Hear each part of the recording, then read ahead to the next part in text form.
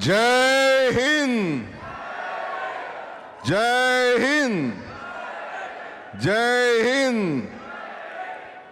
श्रीमती सोनिया गांधी की, मल्लिकार्जुन खड़गे की, राहुल गांधी की।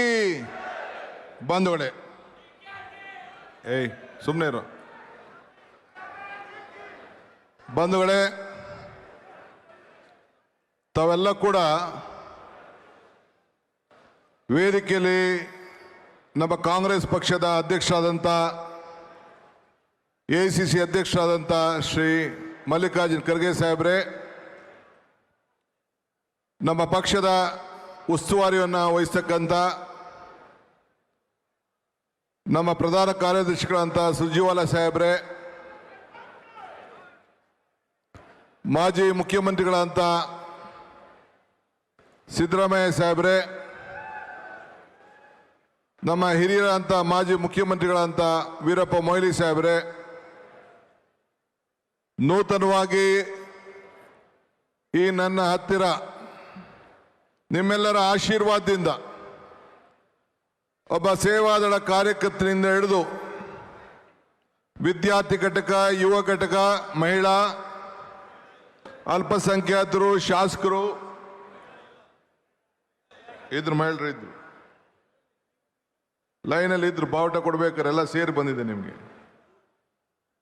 ಎಲ್ಲ ವರ್ಗದ ನಮ್ಮ ಪಕ್ಷದ ಆಧಾರ ಸ್ತಂಭಗಳು ಸೇರಿ ಶಾಸಕರ ಜೊತೆಯಲ್ಲಿ, ಮಂತ್ರಿಗಳ ಜೊತೆಯಲ್ಲಿ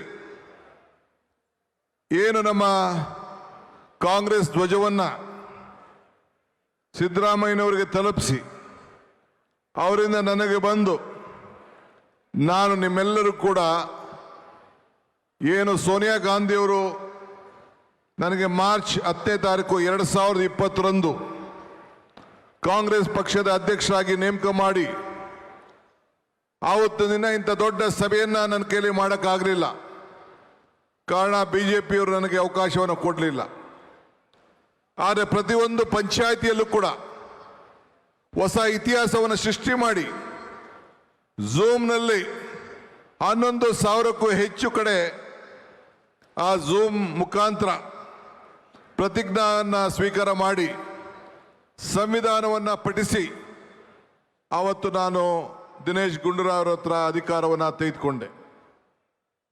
ಆ ಸಾಕ್ಷಿ ಆದಮೇಲೆ ಇವತ್ತು ಮತ್ತೆ ನಾನು ಇಡೀ ರಾಜ್ಯವನ್ನು ನಿಮ್ಮೆಲ್ಲರ ವಿಶ್ವಾಸದಿಂದ, ನಿಮ್ಮೆಲ್ಲರ ಸಹಕಾರದಿಂದ ನಾನು ನಿರೀಕ್ಷೆ ಮಟ್ಟದಲ್ಲಿ ಸೇವೆ ಎಷ್ಟು ಮಟ್ಟಕ್ಕೆ ಮಾಡಿದ್ದೀನೋ ಅಂತೇಳಿ ನಿಮಗೆಲ್ಲ ಅರಿವಿದೆ. ಕೆಲವು ತಪ್ಪುಗಳು ಆಗಿರ್ಬೋದು, ಒಳ್ಳೆಯ ಕೆಲಸಗಳಾಗಿರ್ಬೋದು, ಆದರೆ ನಾನು ಶಕ್ತಿ ಮೀರಿ ನನ್ನ ಕಾರ್ಯಕರ್ತರಿಗೆ ಸೇವೆಯನ್ನು ಮಾಡಿದ್ದೇನೆ ಅಂತೇಳಿ ನನ್ನ ಆತ್ಮಕ್ಕೆ ವಿಶ್ವಾಸ ಇದೆ. ನಾನು ಸ್ವಲ್ಪ ಮನುಷ್ಯ, ನನ್ನ ಕೈಲಿ ಅನೇಕ ತಪ್ಪುಗಳು ಕೂಡ ಆಗಿರ್ಬೋದು. ನಮ್ಮ ಕಾರ್ಯಕರ್ತರ ಸೇವೆಯನ್ನು ಗುರುಸಿ ನನ್ನ ಕೈಲಿ ಆದಂಥ ರೀತಿಯಲ್ಲಿ ಪಕ್ಷದ ಸಂಘಟನೆಯನ್ನು ಮಾಡಿ ಇವತ್ತು ರೈತರ, ಕಾರ್ಮಿಕರ, ಯುವ ಪೀಳಿಗೆಗೆ ಮತ್ತು ವಿವಿಧ ರೀತಿಯಲ್ಲಿ ನಿಮ್ಮ ಕಾರ್ಯಕರ್ತರ ಒಬ್ಬ ಮನೆಯ ಮಗನಾಗಿ ನಾನು ಒಬ್ಬ ಕಾರ್ಯಕರ್ತನ ಅಂತೇಳಿ ಇವತ್ತು ನಿಮ್ಮೆಲ್ಲರೂ ಕೂಡ ನನ್ನ ಸಾಕ್ಷಾಂಗ ನಮಸ್ಕಾರಗಳನ್ನು ಅರ್ಪಿಸಿ ಇವತ್ತು BK ಹರಿಪ್ರಸಾದ್ ಒಬ್ಬ ಹಿರಿಯ ಕಾರ್ಯಕರ್ತನಿಗೆ ನನ್ನ ಅಧಿಕಾರವನ್ನು, ಹಸ್ತಾಂತರವನ್ನು ನಾನು ಮಾಡಿದ್ದೇನೆ. ನಾನು ಆಗಾಗ ಒಂದು ಮಾತು ಹೇಳ್ತಾ ಇರ್ತೀನಿ, ಕಾಂಗ್ರೆಸ್ ಶಕ್ತಿ, ದೇಶದ ಶಕ್ತಿ. ಕಾಂಗ್ರೆಸ್ ಇತಿಹಾಸ, ಈ ದೇಶದ ಇತಿಹಾಸ. ಕಾಂಗ್ರೆಸ್ ಅಧಿಕಾರಕ್ಕೆ ಬಂದ ಎಲ್ಲ ವರ್ಗದ ಜನರು ಅಧಿಕಾರಕ್ಕೆ ಬಂದಂಗೆ ಅಂತ ಹೇಳಿ ಇವತ್ತು ನಾವೆಲ್ಲ ವಿರೋಧ ಪಕ್ಷದಲ್ಲಿದ್ದಾಗ ಕೋವಿಡ್ ಸಂದರ್ಭದಲ್ಲಿ ಇವತ್ತು ನಾನು ಮತ್ತು ಸಿದ್ದರಾಮಯ್ಯನವ್ರನ್ನ ಅವತ್ತು ವಿರೋಧ ಪಕ್ಷದ ನಾಯಕರಾಗಿ ಮತ್ತೆ ಆಯ್ಕೆಯನ್ನು ಶ್ರೀಮತಿ ಸೋನಿಯಾ ಗಾಂಧಿಯವರು ಮಾಡಿದ್ರು. ನಾವಿಬ್ಬರು ಜೊತೆ ಸೇರಿ ನಿಮ್ಮೆಲ್ಲರನ್ನು ಕೂಡ ಒಟ್ಟಿಗೆ ತೆಗೆದುಕೊಂಡೋಗಿ ಈ ದೇಶದ ಐಕ್ಯತೆ, ಈ ದೇಶದ ಸಮಗ್ರತೆ, ಈ ದೇಶದ ಶಾಂತಿ ಮತ್ತು ನಮ್ಮ ಸಂವಿಧಾನವನ್ನು ರಕ್ಷಣೆ ಮಾಡಬೇಕು ಅಂತ ಹೇಳಿ ಸಂಕಲ್ಪವನ್ನು ಮಾಡಿ ಅವತ್ತು ಮಲ್ಲಿಕಾರ್ಜುನ್ ಖರ್ಗೆ ಸಾಹೇಬರು ವಿರೋಧ ಪಕ್ಷದ ನಾಯಕರಾಗಿ ಅವತ್ತು ಕೂಡ ಆ ಒಂದು ಅದ್ಭುತವಾದಂಥ ಕಾರ್ಯಕ್ರಮಕ್ಕೆ ಸಾಕ್ಷಿಯಾಗಿದ್ದು. ಶ್ರೀ ವೇಣುಗೋಪಾಲ್ ಅವರು ನಮ್ಮ ಪಕ್ಷದ ಪ್ರಧಾನ ಕಾರ್ಯದರ್ಶಿಯಾಗಿ ಅವತ್ತು ಕೂಡ ಸಾಕ್ಷಿಯಾಗಿದ್ದರು. ಫೋನಲ್ಲಿ ಶ್ರೀಮತಿ ಸೋನಿಯಾ ಗಾಂಧಿಯವರು, ರಾಹುಲ್ ಗಾಂಧಿಯವರು ಮತ್ತು ಪ್ರಿಯಾಂಕಾ ಗಾಂಧಿಯವರು ಕೂಡ ನನಗೆ ಸಂದೇಶವನ್ನು ಕೊಟ್ಟು ಆಶೀರ್ವಾದವನ್ನು ಮಾಡಿದ್ದನ್ನು ನಾವು ಮರೆಯಲಿಕ್ಕೆ ಸಾಧ್ಯ ಇಲ್ಲ. ಅಂಥ ಶುಭ ಗಳಿಗೆಯಲ್ಲಿ ಆ ಪ್ರತಿಜ್ಞೆಯನ್ನು ಸ್ವೀಕಾರ ಮಾಡಿ ಆವತ್ತು ಅಧಿಕಾರವನ್ನು ನಿಮ್ಮೆಲ್ಲರ ಸಮ್ಮುಖದಲ್ಲಿ ಪಡೆದೆ. ಕೋವಿಡ್ ಸಂದರ್ಭ ನಾವು ಯಾರೂ ಮನೆಯಿಂದ ಹೊರಗಡೆ ಹೋಗ್ಲಿಕ್ಕಾಗಲಿಲ್ಲ. ನನ್ನ ವರ್ಕಿಂಗ್ ಪ್ರೆಸಿಡೆಂಟ್ಸು, ಅವತ್ತಂದಿದ್ದಂಥ ಎಲ್ಲ ನಾಯಕರುಗಳು ಎಲ್ಲರೂ ಕೂಡ ಕೈ ಜೋಡಿಸಿ ಆ ಕೊರೋನಾದಲ್ಲಿ ಸುಮಾರು ಎಲ್ಲ ಶಾಸಕರನ್ನ, ಅವತ್ತಿದ್ದಂಥ ಶಾಸಕರುಗಳನ್ನು, ಮಾಜಿ ಶಾಸಕರನ್ನು, ನಮ್ಮ ಎಲ್ಲ ಘಟಕದ ಮುಖ್ಯಾಧ್ಯಕ್ಷರನ್ನೆಲ್ಲ ತೆಗೆದುಕೊಂಡು ಇವತ್ತು ನಾವು ಅನೇಕ ಸಮಸ್ಯೆಗಳನ್ನು ಎದುರಿಸ್ತು. ಸಾವಿರಾರು ಜನಕ್ಕೆ, ಲಕ್ಷಾಂತರ ಜನಕ್ಕೆ ಫುಡ್ ಕಿಟ್ ಕೊಟ್ಟು ಬೆಲೆ ಕುಸಿಗೆ ಆಯ್ತಿತ್ತು. ದ್ರಾಕ್ಷಿ ಬೆಲೆ ಬೇರೆ 5 ರೂಪಾಯಿ ಆಗ್ತಿತ್ತು. ಆವತ್ತೆಲ್ಲ ಕೂಡ ಇಡೀ ನಮ್ಮ ರೈತ ಕುಟುಂಬಗಳಿಗೆ ಭೇಟಿ ಕೊಟ್ಟು ಆತ್ಮಧೈರ್ಯವನ್ನು ತುಂಬಿ ಅವತ್ತು ಕೂಡ ಬೆಲೆ ಏರಿಕೆಯನ್ನು ನಿಯಂತ್ರಣ ಮಾಡಬೇಕು, ಇವತ್ತು ಆ ಒಂದು ರೈತರಿಗೆ ಸಂಕಟಕ್ಕೆ ಪಾಲಾಗಬೇಕು ಅಂತೇಳಿ ಕೋಟ್ಯಾಂತರ ರೂಪಾಯಿ ಹಣವನ್ನು ನಮ್ಮ ಕಾಂಗ್ರೆಸ್ ಕಾರ್ಯಕರ್ತರು ಖರ್ಚು ಮಾಡಿ ಇವತ್ತು ಎಲ್ಲರೂ ಕೂಡ ಉಚಿತವಾಗಿ ಫುಡ್ ಕಿಟ್ ಅಲ್ಲದೆ ನಮ್ಮ ತರಕಾರಿಗಳನ್ನು ಕೂಡ ಒದಗಿಸ್ಕೊಟ್ಟದ್ದು ತಾವೆಲ್ಲ ಸಾಕ್ಷಿಯಾಗಿ ನಾವು ನೋಡಿದ್ರಿ. ಅನೇಕರು ಇವತ್ತು ಖರ್ಗೆ ಸಾಹೇಬರು ಮನೆಗೆ ಯಾದಗಿರವರು ಹುಡುಕೊಂಡು ಹೋಗ್ತಾ ಇದ್ರು. ನಾನು ಮನೇಲಿದ್ದೆ. ಯಾರು ಬಸ್ಗೆ ಹೋಗ್ಬೇಕಾಯ್ತು. BJP ಸರ್ಕಾರ 700 ರೂಪಾಯಿ ಯಾದಗಿರಿಗೆ ಇದ್ದಂಥ ಬಸ್ ಚಾರ್ಜನ್ನು 3200 ರೂಪಾಯಿ ಕೊಡಬೇಕು ಅಂತೇಳಿ ಹೋಗಿ ಹೇಳ್ತಿದ್ರು. ಅವ್ರು ಬಂದು ನನ್ನನ್ನು ಭೇಟಿ ಮಾಡಿದ್ರು. ಅವತ್ತೊಬ್ಬ ನನ್ನ ಮಿತ್ರ ತಿಮ್ಮಯ್ಯ ನನ್ನ ಜೊತೆಲಿ ಕೂತಿದ್ದ. ನಾವೆಲ್ಲ ಸೇರಿ ಮಾತಾಡಿಕೊಂಡು ತಕ್ಷಣ ಸಿದ್ದರಾಮಯ್ಯನವ್ರ ಹತ್ರ ಮಾತಾಡಿದೆ. ಇನ್ನು ನನ್ನ ಅಧಿಕಾರದ ಹಸ್ತಾಂತರ ನನಗೆ ಅಫಿಷಿಯಲ್ ಆಗಿ ಆಗಿರಲಿಲ್ಲ. ದಿನೇಶ್ ಗುಂಡ್ರಾಯರ್ನ ಅವತ್ತು ಕರೆಸಿ ಅವ್ರಿಗೆ ಒಪ್ಪಿಗೆಯನ್ನು ಪಡ್ಕೊಂಡು ಅವ್ರ ಹತ್ರ ಚೆಕ್ಕಿಗೆ ಸಿಗ್ನೇಚರ್ ಮಾಡಿ 1 ಕೋಟಿ ರೂಪಾಯಿ ಹಣವನ್ನು KSRTCಗೆ ಕೊಟ್ಟು ಎಲ್ಲ ನಮ್ಮ ಕಾರ್ಮಿಕರು, ನಮ್ಮ ರೈತರು ವಾಪಸ್ ಅವ್ರ ಊರಿಗೆ ಹೋಗಬೇಕು ಅಂತೇಳಿ ತೆಗೆದುಕೊಂಡಂತ ಒಂದು ತೀರ್ಮಾನ ಇಡೀ ದೇಶಕ್ಕೆ ಒಂದು ದೊಡ್ಡ ಸಂದೇಶವನ್ನು ಕಳಿಸುವಂಥ ಕೆಲಸವನ್ನು ಇವತ್ತು ನಾವು ಮಾಡಿದೋ. ಇಡೀ ದೇಶ ನಮ್ಮ ತೀರ್ಮಾನವನ್ನು ಒಪ್ತು. ಇವತ್ತು ತಾವೆಲ್ಲ ನೆನಪಿರ್ಬೋದು, ಆಕ್ಸಿಜನ್ನಲ್ಲಿ 36 ಜನ ಪಿಲಿ ಅಂತ ಹೇಳಿ ನಮ್ಮ ಜನ ಸತ್ರು. ನಾನು ಸಿದ್ದರಾಮಯ್ಯನವರು ಇಬ್ಬರು ಓದೋ, ಟ್ರಯಲ್ ಮಾಡ್ದೋ, ಪರಿಸ್ಥಿತಿಯನ್ನು ನೋಡ್ದೋ, ವಿಧಾನಸಭೆಯಲ್ಲಿ ಚರ್ಚೆ ಮಾಡ್ದೋ. ಇವತ್ತು ಆದಂಥ ಅನ್ಯಾಯಕ್ಕೆ ಮಾತು ಕೊಟ್ಟು ಅಲ್ಲಿ ಇವತ್ತು ಏನು ಅವತ್ತು ಜನ ಸತ್ತಿದ್ರು ಅವರೆಲ್ಲರೂ ಕೂಡ ಮುಂದಿನ ದಿನ ನಾವು ನ್ಯಾಯವನ್ನು ಒದಗಿಸ್ಕೊಡ್ತೇವೆ ಅಂತೇಳಿ ಮಾತು ಕೊಟ್ಟು ಇವತ್ತು ಶರಣ್ ಪ್ರಕಾಶ್ ಮಂತ್ರಿಗಳು ಇಲ್ಲೇ ಇದ್ದಾರೆ, ವೆಂಕಟೇಶ್ ಅವರು ಇಲ್ಲೇ ಇದ್ದಾರೆ. ಅವರ ಮುಖಂಡತ್ವದಲ್ಲಿ ಯಾರು ಅವತ್ತು ಸತ್ತಿದ್ದಾರೆ, ಏನು ಮಾತು ಕೊಟ್ಟಿದ್ದೋ ಆ 33 ಜನಕ್ಕೂ ಕೂಡ ಸರ್ಕಾರದ ಉಚಿತವಾದಂಥ ನೌಕರಿಯನ್ನು ಕೊಟ್ಟು ಇವತ್ತು ನಮ್ಮೆಲ್ಲರೂ ಕೂಡ ಒಂದು ಶಕ್ತಿ ಕೊಟ್ಟ ಮಾತನ್ನು ಇವತ್ತು ಉಳಿಸ್ಕೊಂಡಿದ್ದೇವೆ ಅಂತ ಹೇಳ್ಕೊಳ್ಳಿಕ್ಕೆ ನನಗೆ ಬಹಳ ಸಂತೋಷ ಆಗ್ತದೆ. ಹಿಂಗೆ ಇಡೀ ರಾಜ್ಯದ ಜನತೆ ನಮ್ಮ ಪ್ರತಿಯೊಂದು ಹೆಜ್ಜೆಯನ್ನು ಕೂಡ ನೋಡಿದ್ರು. ಕೃಷಿ ಕಾಯ್ದೆ ಬಂತು. ಕೇಂದ್ರ ಸರ್ಕಾರ ಕೃಷಿ ಕಾಯ್ದೆಯನ್ನು ನಮ್ಮೆಲ್ಲರ ಹೋರಾಟದಲ್ಲಿ ಬೆಂಗಳೂರಿನಲ್ಲೂ ಕೂಡ ಹೋರಾಟವನ್ನು ಮಾಡಿ ವಾಪಸ್ ತೆಗೆದುಕೊಳ್ಬೇಕಾದಂಥ ಒಂದು ಪರಿಸ್ಥಿತಿ, ಅನಿವಾರ್ಯತೆಯನ್ನು ಬಂತು. ಇಂದಿನ ಬೆಲೆ ಏರಿಕೆ, ಎತ್ತಿನಗಾಡಿನಲ್ಲಿ ಮೆರವಣಿಗೆ, ಸೈಕಲ್ ಜಾಥಾ, ಟಾಂಗಾ ಜಾಥಾ ಇವೆಲ್ಲ ಕೂಡ ಮಾಡಿ ಇವತ್ತು ಅನೇಕ ಹೋರಾಟಗಳನ್ನು ಮಾಡಿ ಆವತ್ತಿನ ಕಾಲದಲ್ಲಿ 2 ಮಂತ್ರಿಗಳು ಕೂಡ ರಾಜೀನಾಮೆಯನ್ನು ಕೊಡಿಸ್ಬೇಕಂತ ಅನಿವಾರ್ಯತೆ ಕೂಡ ಬಂತು. ರಾಷ್ಟ್ರಧ್ವಜ ಅಪಮಾನ ಮಾಡಿದಂಥ ಈಶ್ವರಪ್ಪನವ್ರಿಗೂ ಕೂಡ ನಾವು ರಾಜೀನಾಮೆ ಕೊಡಿಸ್ಬೇಕಂತ ಒಂದು ಪರಿಸ್ಥಿತಿ ತಾವೆಲ್ಲ ನೋಡಿದ್ರಿ. PSIನಲ್ಲಿ ಆಕ್ರಮಣ, ಸೋನಿಯಾ ಗಾಂಧಿ ಅವರ ವಿರುದ್ಧ ಕೊಟ್ಟಂಥ ಕಿರುಕುಳ, ಇವತ್ತು ರಾಹುಲ್ ಗಾಂಧಿ ಅವರಿಗೆ ಮಾಡಿದಂಥ ಅನೇಕ ಖಂಡನೆಯ ಪ್ರತಿಭಟನೆ, ಇವತ್ತು ನಮ್ಮ ಸಂಸತ್ ಸದಸ್ಯರನ್ನೆಲ್ಲ ವಿರೋಧ ಪಕ್ಷದವರು ನಮ್ಮನ್ನ ವಜಾ ಮಾಡಿ ಅವ್ರಿಗೆ ಮಾಡಿದಂಥ ಅವಮಾನ, ಇದೆಲ್ಲದೂ ಕೂಡ ಗಮನದಲ್ಲಿಟ್ಕೊಂಡು ನಾವು ಹೋರಾಟವನ್ನು ಮಾಡಿದೆವು. ಬಂಧುಗಳೇ, ಈ ದೇಶದಲ್ಲಿ ನೀವು ಕೂಡ ಇತಿಹಾಸವನ್ನು ಸೃಷ್ಟಿಸಿದ್ದೀರಿ.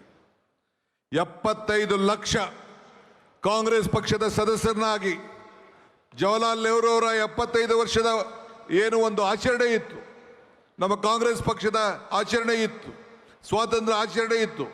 ಅವರ ಹುಟ್ಟಿದ ಹಬ್ಬ ಮೆಂಬರ್ಶಿಪ್ ಡ್ರೈವನ್ನು ಮಾಡಿ ಇಡೀ ದೇಶಕ್ಕೆ ಒಂದು ದೊಡ್ಡ ಸಂದೇಶವನ್ನು ಕಟ್ಟಿ 75 ಲಕ್ಷದ ಬೆಂಬರನ್ನು ತಾವೆಲ್ಲ ಮಾಡಿದ್ರಿ.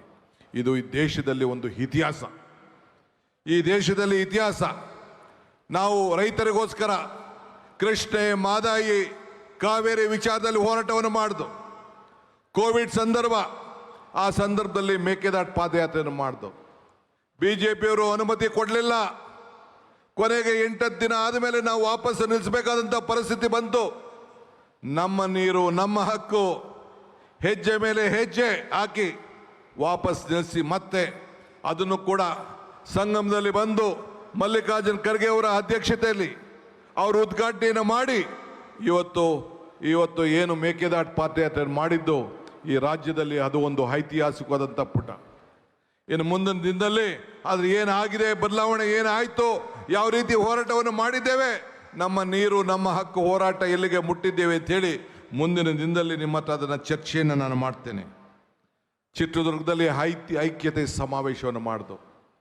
ಏನು ನಮ್ಮ ಇಂಟರ್ನಲ್ ರಿಸರ್ವೇಷನ್ ಇತ್ತು, ಆ ವಿಚಾರದಲ್ಲಿ ಎಲ್ಲರೂ ಕೂಡ ಒಟ್ಟಿಗೆ ಸೇರಿಸಿ ಎಲ್ಲರೂ ಸೇರಿ ಒಗ್ಗಟ್ಟಾಗಿ ನಾವು ದುಡಿಬೇಕು ಅಂಥೇಳಿ ಎಲ್ಲರೂ ಕೂಡ ನ್ಯಾಯವನ್ನು ಕೊಡಬೇಕು, ಸರ್ವರಿಗೂ ಸಮಬಾಳು ಸಮಪಾಳು ಅಂಥೇಳಿ ಸಂಕಲ್ಪವನ್ನು ಮಾಡಿ ಕಾರ್ಯಕ್ರಮವನ್ನು ರೂಪಿಸಿ ಅದನ್ನು ಕೂಡ ಇವತ್ತು ಜಾರಿಗೆ ನಾವು ತಂದಿದ್ದೇವೆ.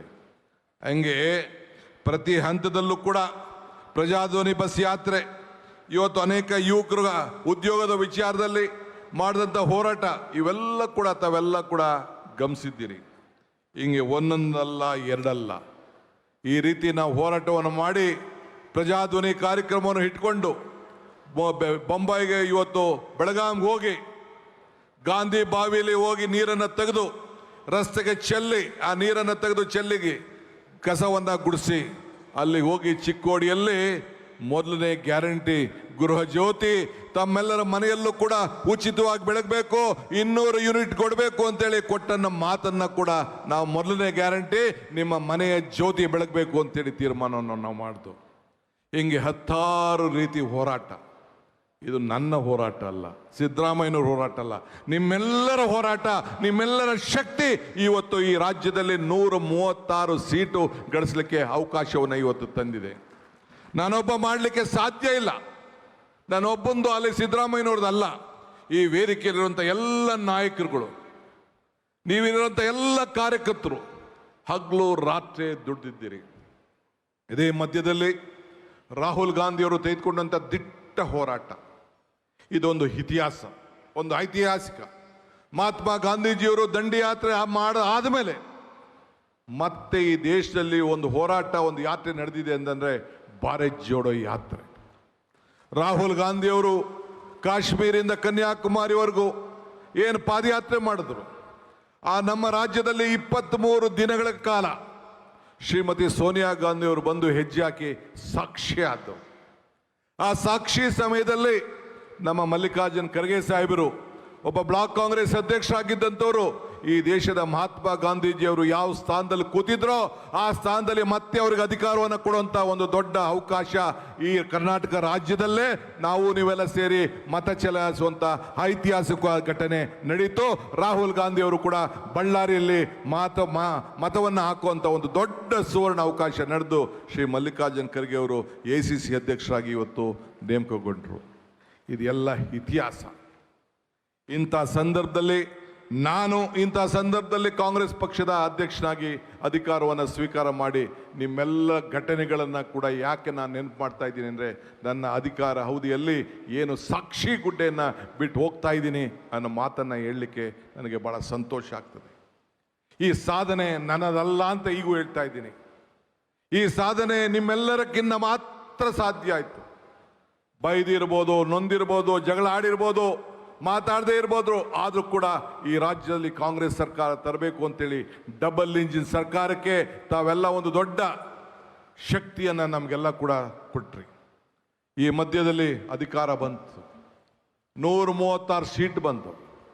136 ಸೀಟ್ ಆದಮೇಲೆ ಮತ್ತೆ ನಾವು ಮಹಾತ್ಮ ಗಾಂಧೀಜಿಯವರು ಅಧಿಕಾರಕ್ಕೆ ತೆಗೆದುಕೊಂಡು 100 ವರ್ಷದ ಸಂಭ್ರಮ ಬೆಳಗಾಮಲ್ಲಿ ನಾವು ಮಾಡಿದೆವು. ಜೈ ಬಾಪು, ಜೈ ಭೀಮ್, ಜೈ ಸಂವಿಧಾನ. ಆ ಸಂವಿಧಾನ ಪುಸ್ತಕವನ್ನು ನಾನು ಕೂಡ ನನ್ನ ಮುಖ್ಯಮಂತ್ರಿಯಾಗಿ ಅಧಿಕಾರ ಸ್ವೀಕಾರ ಮಾಡಿದಾಗ ಹಿಡಿದು ನಾನು ಪ್ರತಿಜ್ಞೆಯನ್ನು ಮಾಡಿದೆ. ಈಗೂ ಕೂಡ ಬಿ ಕೆ ಹರಿಪ್ರಸಾದ್ ರವರೊಬ್ಬ ಹಿರಿಯ ಪಕ್ಷದ ಕಾರ್ಯಕರ್ತರು, ಮುಖಂಡರಾಗಿ, ಇವತ್ತು ಅಧ್ಯಕ್ಷರಾಗಿ ಇಡೀ ರಾಜ್ಯದ ಉದ್ದಗಲಕ್ಕೂ ಕೂಡ ಸೇವೆಯನ್ನು ಮಾಡ್ಕೊಂಡು ಬಂದಂಥವರು ಇವತ್ತು ಕೂಡ ನನಗೆ ಹಸ್ತಾಂತರವನ್ನು, ಆ ಪುಸ್ತಕವನ್ನು ಕೊಟ್ಟಿದ್ದಾರೆ. ನಾನು ಹರಿಪ್ರಸಾದ್ ಅವರು ಕೂಡ ವಿದ್ಯಾರ್ಥಿ ನಾಯಕರಾಗಿ ಬೆಳೆದಂಥವ್ರು, ಒಂದೇ ಕಾಲೇಜಿನಲ್ಲಿ ಬೆಳೆದಂಥವ್ರು. ನನಗೆ 3-4 ವರ್ಷ ಅವ್ರು ಸೀನಿಯರ್. ಅವರು 83 ಎಲೆಕ್ಷನ್ ನಿಂತ್ಕೊಂಡ್ರು, ನಾನು 85 ಎಲೆಕ್ಷನ್ ನಿಂತ್ಕೊಂಡೆ ವಿಧಾನಸಭೆಗೆ. ಅವರು ವಿದ್ಯಾರ್ಥಿ ನಾಯಕರಾಗಿ ಬೆಳೆದರು, ನಾನು ಕೂಡ ವಿದ್ಯಾರ್ಥಿ ನಾಯಕರಾಗಿ ಬೆಳೆದು ಇವತ್ತು ಒಬ್ಬ ನಿಷ್ಠಾವಂತ ಒಬ್ಬ ಕಾರ್ಯಕರ್ತನಿಗೆ, ಒಬ್ಬ ವಿದ್ಯಾರ್ಥಿ ನಾಯಕನಿಗೆ, ಇವತ್ತು ಇಡೀ ದೇಶವನ್ನು ಸಂಘಟನೆ ಮಾಡಿದಂಥ ಒಬ್ಬ ನಾಯಕರಿಗೆ ಹಸ್ತಾಂತರ ಮಾಡೋದು ನನಗೂ ಕೂಡ ಒಂದು ದೊಡ್ಡ ಸಮಾಧಾನ ಇವತ್ತು ತಂದಿದೆ. ಇವತ್ತು ನಾನು ಈ ಮಧ್ಯದಲ್ಲಿ ಎಲ್ಲ ವರ್ಗದ ಜನರನ್ನು, ಇವತ್ತು ಮೀನುಗಾರರನ್ನ, ಲಂಬಾಣಿ ಜನಾಂಗನ, ದೌದಾಯ ಸಮಾಜರನ್ನ, ನೇಕಾರರನ್ನ, ತಿಗಳ ಶಕ್ತಿಯ ಸಮಾಜರನ್ನ, ಮಡಿವಾಳದವ್ರನ್ನ, ಗಾಣಿಗರನ್ನ, ಉಪ್ಪಾರರನ್ನ ಎಲ್ಲನೂ ಕೂಡ ಇವತ್ತು ನಾನು ಭೇಟಿಯನ್ನು ಮಾಡಿದ್ದೇನೆ. ಅವರ ಸಮಸ್ಯೆಯನ್ನು ಕೇಳಿದ್ದೇನೆ, ರೈತರ ಸಮಸ್ಯೆ ಕೇಳಿದ್ದೇನೆ, ಕಾರ್ಮಿಕರ ಸಮಸ್ಯೆ ಕೇಳಿದ್ದೇನೆ, ಆಟೋವನ್ನು ನಡೆಸ್ತಾ ಇರೋಂಥವ್ರು, ಡ್ರೈವರು, ಬೀದಿ ಬದಿ ವ್ಯಾಪಾರದವರು, ಎಲ್ಲ ವರ್ಗದ ಜನರನ್ನು ಕೂಡ ಭೇಟಿಯನ್ನು ಮಾಡಿದ್ದೇನೆ. ಅವರ ಸಮಸ್ಯೆಯನ್ನು ಕೇಳಿ ಆ ಬೆಲೆ ಏರಿಕೆ ಗಗನಕ್ಕೆ ಹೋಗ್ತಾ ಇದೆ, ಆದಾಯ ಪಾತಾಳಕ್ಕೆ ಹೋಗ್ತಾ ಇದೆ ಅಂಥೇಳಿ 5 ಗ್ಯಾರಂಟಿಗಳನ್ನು ಮಾಡಬೇಕು ಅಂತ ತೀರ್ಮಾನ ಮಾಡಿತು, ಪ್ರತಿಜ್ಞೆಯನ್ನು ಮಾಡಿತು. ಶ್ರೀಮತಿ ಪ್ರಿಯಾಂಕಾ ಗಾಂಧಿ ಅವ್ರನ್ನ ಆಹ್ವಾನಿಸಿದೆ. ಬಂದು ಅವರು ಪ್ಯಾಲೇಸ್ನಲ್ಲಿ ಸುಮಾರು 50,000ಕ್ಕೂ 60,000ಕ್ಕೂ ಹೆಚ್ಚು ಮಂದಿಯಲ್ಲಿ ಬಂದು ಈ ಒಂದು ಗೃಹಲಕ್ಷ್ಮಿ ಯೋಜನೆಯನ್ನು ಇವತ್ತು ಚಾಲನೆಗೆ ಕೊಟ್ಟರು. ಅವ್ರು ಹೇಳಿದ್ರು, ಡಿ ಕೆ, ಇದು ಮಾತ್ರ ಉಳ್ಕೊಳ್ಬಾರ್ದು. ನೀನು ಸಿದ್ದರಾಮಯ್ಯನವರಿಬ್ಬರು ನನ್ನ ಮುಂದೆ ಆ ಗ್ಯಾರಂಟಿ ಚೆಕ್ಗೆ ನೀವು ಸೈನ್ ಹಾಕಬೇಕು ಅಂತ ಹೇಳಿದ್ರು. ನಾನು ಸಿದ್ದರಾಮಯ್ಯನವರು ಅದಕ್ಕೆ ಸೈನ್ ಹಾಕ್ದೋ, ಆ ಸೈನನ್ನು ಮನೆಗೆ ತಲುಪಿಸೋ. ಇವತ್ತು 1,21,00,000 ಮಹಿಳೆಯರಿಗೆ, ಮನೆ ಯಜಮಾನರಿಗೆ ಇವತ್ತು ಹಣ ತಲುಪ್ತಾ ಇದೆ ಅಂತಂದ್ರೆ ಇಡೀ ರಾಷ್ಟ್ರಕ್ಕೆ ಒಂದು ದೊಡ್ಡ ಸಂದೇಶ. ಇದು ನನ್ನ ಕಾರ್ಯಕ್ರಮ ಅಲ್ಲ, ಇದು ಜನರ ಭಾವನೆ. ಯುವಕರ ಮೇಲೆ, ವಿದ್ಯಾರ್ಥಿ ಮೇಲೆ ನಂಬಿಕೆ. ಜನ ನಗ್ತಾ ಇದ್ರು. ನಾನು ಹೇಳಿದೆ, ಈ ಡಿ ಕೆ ಶಿವಕುಮಾರ್ನ ಬಂಡೆ ಅಂತ ಕರಿತೀರಿ, ಈ ಬಂಡೆನ ಚಪ್ಪಡಿಯಾರು ಮಾಡ್ಕೊಳ್ಳಿ, ಗರಡಗಂಬಾರು ಮಾಡ್ಕೊಳ್ಳಿ, ಕೋಲಾರು ಮಾಡ್ಕೊಳ್ಳಿ, ಜಲ್ಲಿಯಾರು ಮಾಡ್ಕೊಳ್ಳಿ. ಪ್ರತಿಯೊಬ್ಬ ಕಾರ್ಯಕರ್ತರು ಕೂಡ ಈ ಬಂಡೆ ಮೇಲೆ, ಈ ಚಪ್ಪಡಿ ಮೇಲೆ ನಡ್ಕೊಂಡು ಹೋಗಿ ವಿಧಾನಸೌಧ ಮುಟ್ಟಬೇಕು ಅಂತೇಳಿ ಅವತ್ತು ಪ್ರತಿಜ್ಞೆಯನ್ನು ಮಾಡಿದೆ. ಕಳೆದ 3 ವರ್ಷದಿಂದ ನಿಮಗೆ ಎಲ್ಲ ಕಾರ್ಯಕರ್ತರು ವಿಧಾನಸೌಧದಲ್ಲಿ ಆ ಬಂಡೆ ಮೇಲೆ ನಡಿಲಿಕ್ಕೆ ನಿಮಗೆಲ್ಲ ಶಕ್ತಿ ಬಂದಿದೆ. ಇವತ್ತು ಕೂಡ ಮತ್ತೆ ಶ್ರೀ ಸಿದ್ದರಾಮಯ್ಯ ಸಾಹೇಬರು, ನಾನು ಅವ್ರ ಕೈ ಜೋಡಿಸಿ ಜೊತೆಗೆ ಸೇರಿ ಒಟ್ಟಿಗೆ ಒಂದು ಸಣ್ಣ ಸ್ಟೇಟ್ಮೆಂಟು ಕೂಡ ನಾನು ತಾಳ್ಮೆಯಿಂದ, ನಾನು ಸಿದ್ದರಾಮಯ್ಯ ಸಾಹೇಬರು ಸೋನಿಯಾ ಗಾಂಧಿ ಅವರ ಮುಖಂಡತ್ವದಲ್ಲಿ ನನ್ನ ಹತ್ರ ಏನು ಚರ್ಚೆ ಮಾಡಿದ್ರು, ಖರ್ಗೆ ಸಾಹೇಬರ ಮುಖಂಡತ್ವದಲ್ಲಿ ನಾವೆಲ್ಲ ಮಾತುಕತೆ ಮಾಡಿದ್ದವು, ಅದಕ್ಕೆ ಒಪ್ಪಂದವನ್ನು ಮಾಡಿಕೊಂಡು ಇವತ್ತು ಹಸ್ತಾಂತರವನ್ನು ನನಗೆ ಈ ಜವಾಬ್ದಾರಿಯನ್ನು ಕೊಟ್ಟಿದ್ದಾರೆ. ಇದನ್ನು ಉಳಿಸ್ಕೊಂಡು ಹೋಗ್ಬೇಕು. ನಾನು ಇವತ್ತು ಹೇಳ್ತಾ ಇದ್ದೀನಿ, ನನಗೆ ಗುಂಪು ಬಗ್ಗೆ ನಂಬಿಕೆ ಇಲ್ಲ, ಜಾತಿ ಬಗ್ಗೆ ನಂಬಿಕೆ ಇಲ್ಲ, ಧರ್ಮದ ಬಗ್ಗೆ ನಂಬಿಕೆ ಇಲ್ಲ. ಆದರೆ ನಮ್ಮ ಜಾತಿ, ನಮ್ಮ ಧರ್ಮ ಬಿಟ್ಟಿದ್ದು. ಆದರೆ ಇದೊಂದು ಕಾಂಗ್ರೆಸ್ ಜಾತಿ, ಇದೊಂದು ಕಾಂಗ್ರೆಸ್ ಧರ್ಮ, ಇದು ಕಾಂಗ್ರೆಸ್ ಧ್ವಜ, ಇದು ಅನ್ನೋದು ಮಾತ್ರ ನಾವು ಯಾರು ಕೂಡ ಮರೀಲಿಕ್ಕೆ ಸಾಧ್ಯ ಇಲ್ಲ. ಬಂಧುಗಳೇ, ಇವತ್ತು ಇತಿಹಾಸ ಪುಟಕ್ಕೆ ನಾವೆಲ್ಲ ಸೇರಬೇಕಾಗಿದೆ. ನಮ್ಮ ಮೇಲೆ, ನಿಮ್ಮ ಮೇಲೆ ದೊಡ್ಡ ಜವಾಬ್ದಾರಿ ಇದೆ. ಇವತ್ತು ಅನೇಕ ಪಾದಯಾತ್ರೆಗಳನ್ನು ನಾವು ಮಾಡಿದ್ದೇವೆ. 23 ದಿನಗಳ ಕಾಲ ರಾಹುಲ್ ಗಾಂಧಿ ಅವರು ಮಾಡಿದಂಥ ಭಾರತ್ ಜೋಡೋ ಪಾದಯಾತ್ರೆಗೆ ಇವತ್ತು ಸಾಕ್ಷಿಯಾಗಿ ಅವ್ರು ಎಲ್ಲೆಲ್ಲಿ ಹೆಜ್ಜೆ ಹಾಕಿದ್ರು. ಎಲ್ಲ ಕ್ಷೇತ್ರದಲ್ಲೂ ಕೂಡ ಕಾಂಗ್ರೆಸ್ ಪಕ್ಷ ಅಧಿಕಾರಕ್ಕೆ ಬಂತು. ನೀವು ಚಾಮರಾಜನಗರದಿಂದ ನೆನಪಿಡಿ, ಕೊನೆಗೆ ಬಳ್ಳಾರಿವರೆಗೂ ನೋಡಿ, ಎಲ್ಲ ಕ್ಷೇತ್ರದಲ್ಲೂ ಕೂಡ ಅವರ ಹೆಜ್ಜೆ, ಅವರ ಸಂಘಟನೆ, ನೀವು ಇಡೀ ರಾಜ್ಯದಿಂದ ಮೂಲೆಯಿಂದ ನಮ್ಮ ನಾಯಕರುಗಳೆಲ್ಲ ಕರ್ಕೊಂಡು ಬಂದು ಇವತ್ತು ಶಕ್ತಿಯನ್ನು ತುಂಬಿ ಇಡೀ ದೇಶಕ್ಕೆ ಒಂದು ದೊಡ್ಡ ಸಂದೇಶವನ್ನು ಕೊಟ್ರಿ. ನಾವು ಕೊಟ್ಟಂಥ ಸಂದೇಶ ಪಕ್ಕದ ರಾಜ್ಯಗಳಿಗೂ ಕೂಡ ತಲುಪಿತು. ಆದ್ದರಿಂದ ಇವತ್ತು ಅಂಥ ಕಾರ್ಯಕ್ರಮವನ್ನು ಯಾರು ಕೂಡ ಮರೀಲಿಕ್ಕೆ ಸಾಧ್ಯ ಇಲ್ಲ. ಸಿದ್ದರಾಮಯ್ಯನವರ 75 ಜನ್ಮದಿನ, ಐತಿಹಾಸಿಕವಾದಂಥ ಜನ್ಮದಿನ.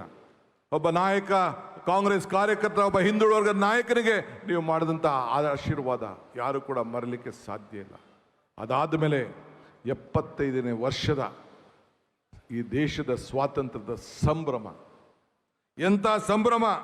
ಸ್ವಾತಂತ್ರ್ಯ ದಿನಾಚರಣೆ, ಸ್ವಾತಂತ್ರ್ಯ ದಿನ ನಡೆಗೆ ಸುಮಾರು 4 ಲಕ್ಷ ಜನ ಈ ಮಕ್ಕಳು, ವಿದ್ಯಾರ್ಥಿಗಳು, ಹಿರಿಯರು ಇವತ್ತು ನಡೆದು, ಅವತ್ತು ಟ್ರೈನಲ್ಲೇ 3,72,000 ಜನ ಮೆಟ್ರೋನಲ್ಲಿ ಪ್ರವಾಸ ಮಾಡಿ ಆ ಸ್ವಾತಂತ್ರ್ಯದ ನಡಿಗೆ ಇದೆಯಲ್ಲ, ಈ ದೇಶದಲ್ಲಿ ಮತ್ತೊಂದು ಇತಿಹಾಸ ಅಂತ ಹೇಳಲಿಕ್ಕೆ ನನಗೊಂದು ಭಾಳ ಸಂತೋಷ ಆಗ್ತದೆ.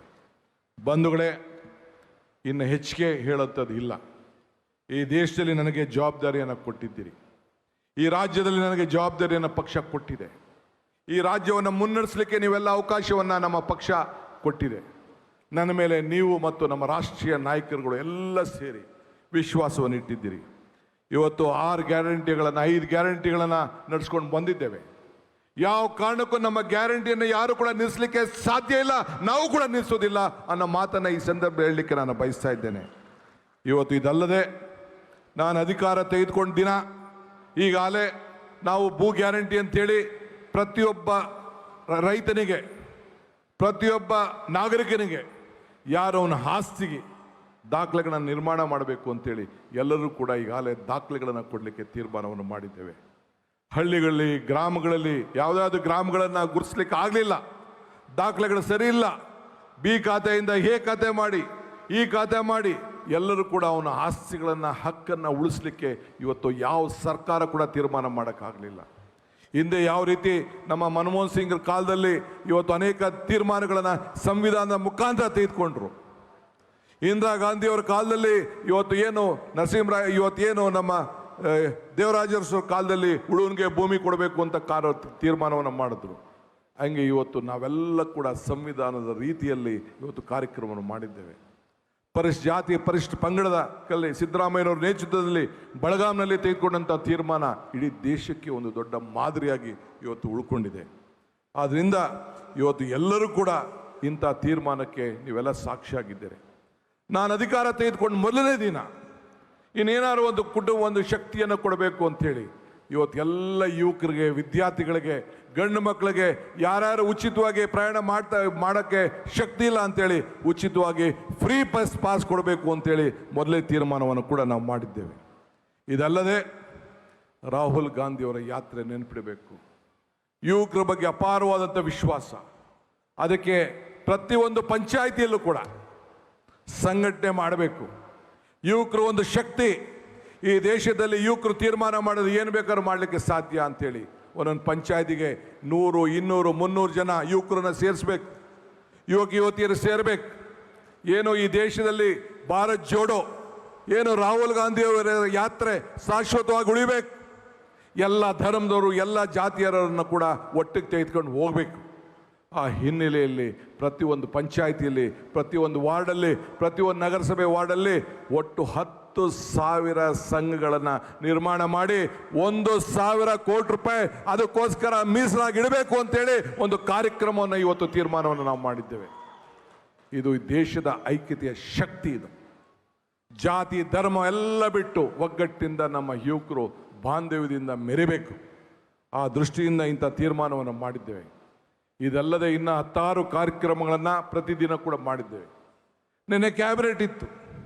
OCCC ಬಗ್ಗೆ ಒಂದು ದೊಡ್ಡ ಸಮಸ್ಯೆ ಸುಪ್ರೀಂ ಕೋರ್ಟು, ಅದನ್ನು ಕೂಡ ತೀರ್ಮಾನವನ್ನು ಮಾಡಿದ್ದೇವೆ. ಇದಲ್ಲದೆ ಇವತ್ತು ಒಂದು ಹೊಸ ಇಲಾಖೆ, ಎಲ್ಲರೂ ಕೂಡ ಯಾರ್ಯಾರು ಹೋರಾಟವನ್ನು ಮಾಡ್ತಾ ಇದ್ದಾರೆ ಅವರೆಲ್ಲರೂ ಕೂಡ ಪ್ರಜಾ ಸೇವೆ, ಎಲ್ಲರೂ ಕೂಡ ಪಬ್ಲಿಕ್ ಗ್ರೀವೆನ್ಸಸ್ ಏನಿದೆ, ನಿಮ್ಮ ಸಮಸ್ಯೆಗಳೇನಿದೆ, ಯಾವುದೇ ಒಬ್ಬ ಸಮಸ್ಯೆ ಏನಿದೆ ಅದಕ್ಕೊಂದು ಪ್ರತ್ಯೇಕವಾದಂಥ ಇಲಾಖೆಯನ್ನು ಮಾಡಿ ಅದಕ್ಕೆ ಮಂತ್ರಿಯನ್ನು ನೇಮಕವನ್ನು ಮಾಡುವಂಥ ಒಂದು ಐತಿಹಾಸಿಕ ತೀರ್ಮಾನವನ್ನು ಇವತ್ತು ನಾವು ಮಾಡಿದ್ದೇವೆ. ಹಿಂಗೆ ಅನೇಕ ಕಾರ್ಯಕ್ರಮಗಳನ್ನು ಇವತ್ತು ನಾವು ರೂಪಿಸಿದ್ದೇವೆ. ಆದ್ದರಿಂದ ನಾನು ತಮಗೆಲ್ಲ ಕೇಳೋದಿಷ್ಟೇ, ಇವತ್ತು ನಿಮ್ಮ ಶಕ್ತಿ, ನಿಮ್ಮ ಆಶೀರ್ವಾದ ನಮ್ಮೆಲ್ಲರೂ ಕೂಡ ಅವಶ್ಯಕತೆ ಇದೆ. ಆದರೆ ನಾನು ಒಬ್ಬನ ಕೈಯಲ್ಲಿ ಮಾಡಲಿಕ್ಕೆ ಸಾಧ್ಯ ಇಲ್ಲ. ನಮ್ಮೆಲ್ಲ ಶಾಸಕರಿಗೂ ಕೂಡ ನಾನು ಹೇಳ್ತಾ ಇದ್ದೇನೆ.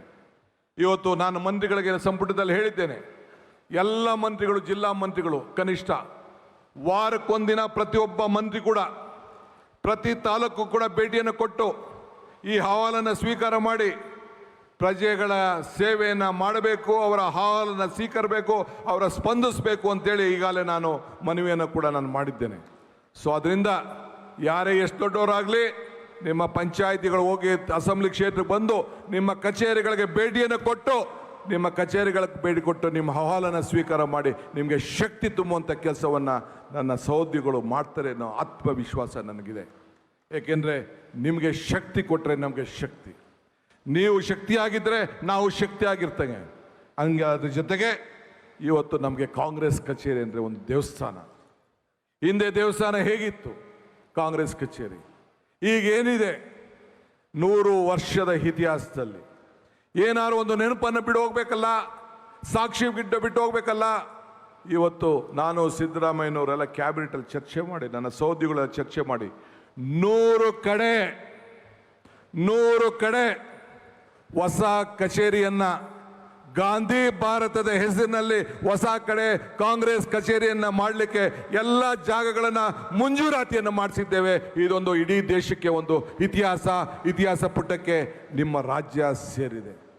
ಇದಕ್ಕೆ ಸಹಕಾರ ಕೊಟ್ಟಂತ ನನ್ನ ಸಹೋದ್ಯೋಗಿಗಳು, ಮಂತ್ರಿಗಳು, ಮಾಜಿ ಮುಖ್ಯಮಂತ್ರಿಗಳಾದ ಸಿದ್ದರಾಮಯ್ಯನವರು ಮತ್ತು ಎಲ್ಲರಿಗೂ ಕೂಡ ಈ ಸಂದರ್ಭದಲ್ಲಿ ತುಂಬ ಹೃದಯದ ಶುಭವನ್ನು ಹಾರೈಸ್ತೇನೆ, ಅಭಿನಂದನೆ ಮಾಡಲಿಕ್ಕೆ ಸಂದೆ. ನಾನು ಯಾರು ಶಾಶ್ವತ ಅಲ್ಲ, ನೀವು ಯಾರು ಸಾಕ್ಷತೆ ಇಲ್ಲ. ಆ ನಮ್ಮ ಕಾಂಗ್ರೆಸ್ ಪಕ್ಷದ ದೇವಸ್ಥಾನಗಳು ಸಾಕ್ಷಿಯಾಗಿ ಉಳ್ಕೊಳ್ತದೆ. ಅದು ಪ್ರತಿಯೊಬ್ಬ ಕಾರ್ಯಕರ್ತರು ಕೂಡ 10 ರೂಪಾಯಿ ಆಗಲಿ 100 ರೂಪಾಯಿ ಆಗಲಿ ಕೊಟ್ಟು ನೀವು ಆ ಬಿಲ್ಡಿಂಗ್ಗಳನ್ನು ಕಟ್ಟಿ ಆ ಒಂದು ದೇವಸ್ಥಾನಗಳಿಗೆ ತಾವೆಲ್ಲ ಕೂಡ ಅಡಿಪಾಯವನ್ನು ಹಾಕಬೇಕು. ಆ ದೇವಸ್ಥಾನದಲ್ಲಿ ನಿಮ್ಮ ಸೇವೆ ಆಗಬೇಕು, ಎಲ್ಲ ವರ್ಗದ ಜನರು ಸೇರುವಂಥ ಒಂದು ಜಾಗ ಆಗಬೇಕು ಅಂಥೇಳಿ ತಮ್ಮಲ್ಲಿ ನಾನು ಪ್ರಾರ್ಥನೆ ಮಾಡಲಿಕ್ಕೆ ನಾನು ಪ್ರಯತ್ನವನ್ನು ಮಾಡ್ತೇನೆ. ಆದ್ದರಿಂದ ಇವತ್ತು ಈ ಪ್ರಜಾಸೇವೆ ಇಲಾಖೆಗೆ ಒಂದು ದೊಡ್ಡ ಶಕ್ತಿ ತುಂಬುತ್ತಿದೆ. ಇದರ ಜೊತೆಗೆ ಕೇಂದ್ರ ಸರ್ಕಾರ ನಮಗೊಂದು ದೊಡ್ಡ ಶಾಕ್ ಕೊಡ್ತಾ ಇದ್ದಾರೆ. ಒಂದು ಅಪಾಯಕ್ಕೆ ತಗುಲಿಸಿದ್ದೇವೆ. ಒಂದು ಅಪಾಯ, ಇನ್ನೊಂದು ಅವಕಾಶ. ಇವತ್ತು ನೀವೆಲ್ಲ ಗಮನಿಸಿದ್ರಿ, ತಮಿಳುನಾಡಿನಲ್ಲಿ 64 ಲಕ್ಷ ಮತವನ್ನು ತೆಗೆದಿದ್ದಾರೆ. 91 ಲಕ್ಷ ಮತವನ್ನು ವೆಸ್ಟ್ ಬೆಂಗಾಲ್ ತೆಗೆದಿದ್ದಾರೆ. ನಿಮ್ಮ ಮತ SIR ಅಂತ ಅಂದರೆ ಪ್ರತಿಯೊಬ್ಬ ಮತದ ಪಟ್ಟಿಯನ್ನು ಹೊಸದಾಗಿ ಮಾಡ್ತಾರೆ. ಈಗಿರೋಂಥ ಮತದಾರರಿಗೆ ಯಾವುದು ಕೂಡ ನೀವು ಯಾರು ಬೇರೆ ಬೇರೆ ಏನೋ ಮ್ಯಾಪಿಂಗ್ ಆಗಿದೆ ಅಂತ ತಿಳ್ಕೊಂಡ್ರೆ ನೀವೆಲ್ಲ ಕೂಡ ಮೂರ್ಖರಾಗಿ ಹೋಗ್ತೀರಿ.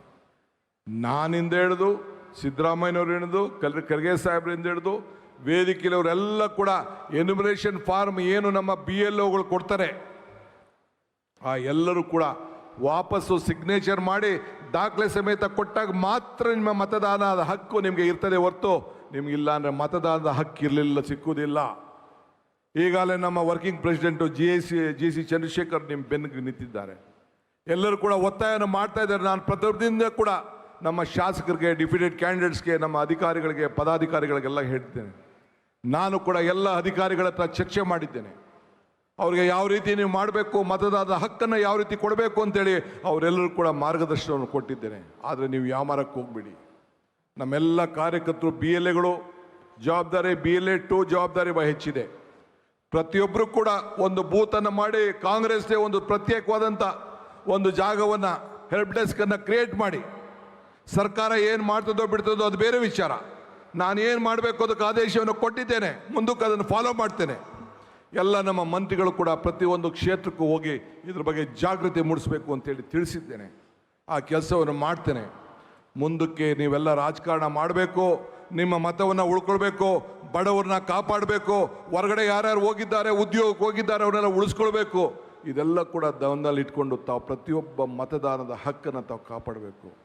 ಯಾರಿಗೆ ಮತ ಇಲ್ಲ ಅವಕಾಶ ಸಿಗುವುದಿಲ್ಲ, ಯಾರಿಗೆ ಮತ ಇಲ್ಲ ಗ್ಯಾರಂಟಿ ಸಿಗುವುದಿಲ್ಲ, ಯಾರಿಗೆ ಮತ ಇಲ್ಲ ಪೆನ್ಷನ್ ಸಿಗುವುದಿಲ್ಲ.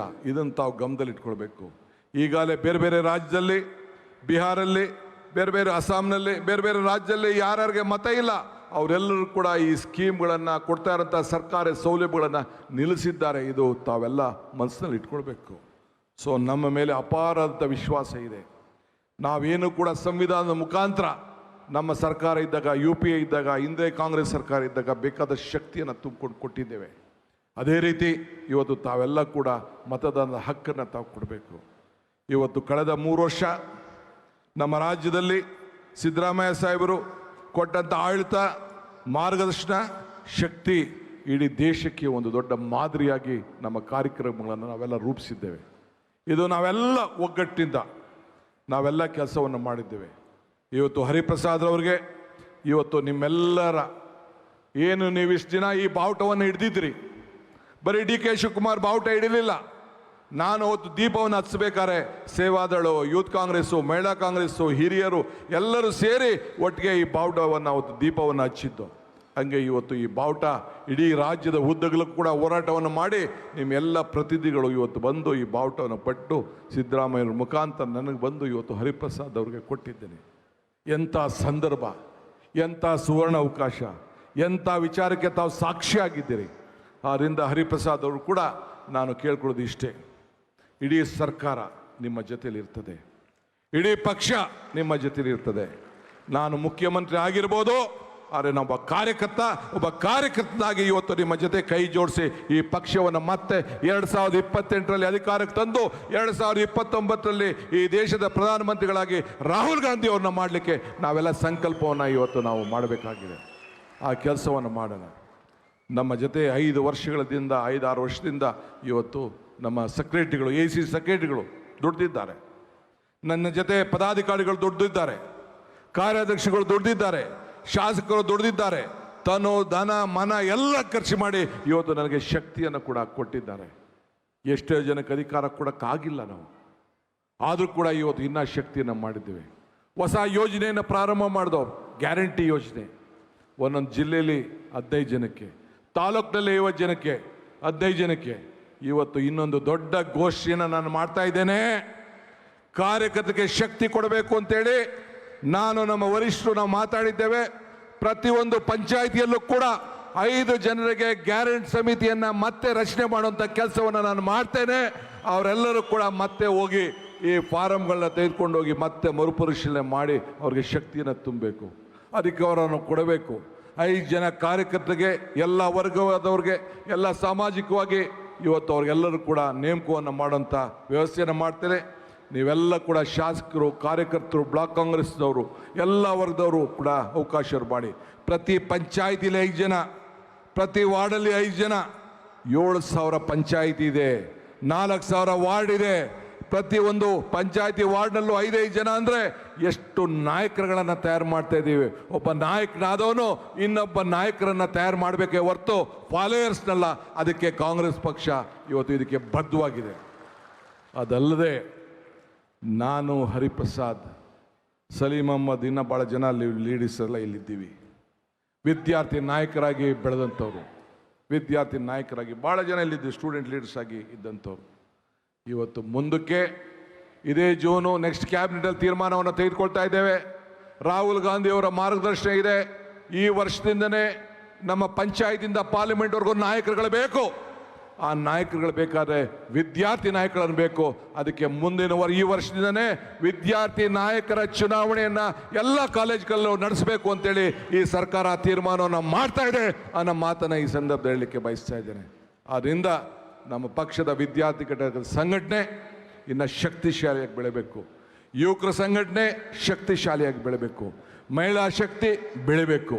ಮುಂದಕ್ಕೆ ಯಾರ ಕೈಲೂ ಈ ಮಹಿಳಾ ರಿಸರ್ವೇಷನ್ ತಪ್ಪಿಸಲಿಕ್ಕೆ ಸಾಧ್ಯ ಇಲ್ಲ. ನಾವೆಲ್ಲ ಒಪ್ಪಿದ್ದೇವೆ, ಹೆಣ್ಮಕ್ಳಿಗೆ ಹೊಸ ರೂಪವನ್ನು ಕೊಡಬೇಕು. ಆ ನಿಟ್ಟಿನಲ್ಲಿ ನೀವೆಲ್ಲ ಸೇರಿ ಒಟ್ಟಾಗಿ ಕೆಲಸವನ್ನು ಮಾಡಬೇಕು. ಅಧಿಕಾರ ಯಾರು ಕೂಡ ಸಿಗುವುದಿಲ್ಲ ಅನ್ನೋ ಚಿಂತೆ ಮಾಡೋದು ಬೇಡ. DVG ಅವರು ಒಂದು ಕಡೆ ಒಂದು ಮಾತು ಹೇಳ್ತಾರೆ, ನೆನಪಿದ್ಯಾ? ನಾನು ಮಮ್ಮಾಡ ಕೈಗೆ ದೊರಜೆ ಹುಜ್ಜುಗವ, ನಾನೇನು ಹುಲ್ಲು ಕಡ್ಡಿ ಎಂಬ ನುಡಿಬೇಡ, ಹೀನ ಮಾವುದಿಮಿಲ್ಲ ಜಗದ ಗುಡಿಗಳಿಗೆ ತಾಣಿರುವುದು ಮಂಕುತಿಮ್ಮ ಅಂದ. ಈ ದೇಗುಲ ಜಗತ್ತಿನ ಗುಡಿಯಲ್ಲಿ ಎಲ್ಲರಿಗೂ ಒಂದಲ್ಲ ಒಂದು ಸಂದರ್ಭದಲ್ಲಿ ಒಂದು ಅವಕಾಶ ಸಿಕ್ಕೇ ಸಿಗ್ತದೆ, ನೀ ಚಿಂತೆ ಮಾಡೋದು ಬೇಡ ಅಂಥೇಳಿ DVG ಅವರು ಹೇಳ್ತಾರೆ. ಹಂಗೆ ನೀವೆಲ್ಲ ಕಾರ್ಯಕರ್ತರು, ಮುಖಂಡರು ನನಗೆ ಸಿಕ್ಕಲಿಲ್ಲ ಅಂತ ಚಿಂತೆ ಮಾಡೋದು ಬೇಡ. ಪಾಪ BJP ಅವ್ರಿಗೆ ಭಾಳ ಚಿಂತನೆ ಇದೆ. ಏನಪ್ಪ, ನನಗೆ ಇಂಥ ಅವಕಾಶ ಸಿಕ್ಕಲಿಲ್ಲ, ಬರೀ ಸಿದ್ದರಾಮಯ್ಯನವರು DK ಶಿವಕುಮಾರ್ ಸಿಕ್ತು ಅಂತೇಳಿ ಪಾಪ ಕೈ ಒಸಕ್ತಾ ಇದ್ದಾರೆ. ಚಿಂತೆ ಮಾಡೋದು ಬೇಡ. 2028ಗೆ ಮತ್ತೆ ನಿಮ್ಮದೇ ಸರ್ಕಾರ, 29ಕ್ಕೆ ನಿಮ್ಮದೇ ಸರ್ಕಾರ. ಅದಕ್ಕೆ ನೀವೆಲ್ಲ ಸೇರಿ ಸಂಕಲ್ಪವನ್ನು ಮಾಡೋಣ. ಇವತ್ತು ಇಂಥ ಒಂದು ಐತಿಹಾಸಿಕ ಕಾರ್ಯಕ್ರಮಕ್ಕೆ ನಮ್ಮ ನಾಯಕರಾದಂಥ ಮಲ್ಲಿಕಾರ್ಜುನ್ ಖರ್ಗೆ ಅವರು ಬಂದು ಆಶೀರ್ವಾದ ಮಾಡಿ ನಮ್ಮ ಕೈ ಜೋಡಿ ಮಾರ್ಗದರ್ಶನ ಕೊಟ್ಟಿದ್ದಾರೆ. ಸಂವಿಧಾನವನ್ನು ಉಳಿಸಬೇಕು, ಕಾಂಗ್ರೆಸ್ ಪಕ್ಷ ಬೆಳೆಸಬೇಕು ಅಂತ ಏನು ಸಂಕಲ್ಪವನ್ನು ಮಾಡಿ ಮಾರ್ಗದರ್ಶನ ಕೊಟ್ಟಿದ್ದಾರೆ. ಅವರ ಮಾತನ್ನು ಚಾಚು ತಪ್ಪದೆ ಇವತ್ತು ನಾನು ಮುಂದುವರಿಸ್ತೇನೆ ಅನ್ನೋ ಮಾತನ್ನು ಹೇಳಿ, ವೇದಿಕೆ ಇರುವಂಥ ಎಲ್ಲ ಕಾರ್ಯಕರ್ತರು, ಎಲ್ಲ ಮುಖಂಡರುಗಳು, ನಾನು ಮುಖ್ಯಮಂತ್ರಿ ಇರ್ಬೋದು, ಆದರೆ ನಿಮ್ಮೊಳಗೆ ಒಬ್ಬ ತಮ್ಮ, ಒಬ್ಬ ಅಣ್ಣ, ಒಬ್ಬ ಸಹೋದರ, ಒಬ್ಬ ಮಗ ಅಂತ ಭಾವನೆ ಮಾಡಿ ನನಗೆ ಆಶೀರ್ವಾದ ಮಾಡಿ ಒಟ್ಟಿಗೆ ಸೇರಿ ನಾವು ಕೆಲಸವನ್ನು ಮಾಡೋಣ ಅಂತ ಮಾತನ್ನು ಹೇಳಿ ನನ್ನ ಮಾತನ್ನು ಮುಗಿಸ್ತೇನೆ. ಜೈ ಹಿಂದ್, ಜೈ ಕರ್ನಾಟಕ, ಜೈ ಕಾಂಗ್ರೆಸ್ ಪಾರ್ಟಿ. ರಾಜಧಾರಿ ಟಿವಿ, ಅಡೆತಡೆ ಇಲ್ಲದ ಪ್ರಜಾದಾರಿ.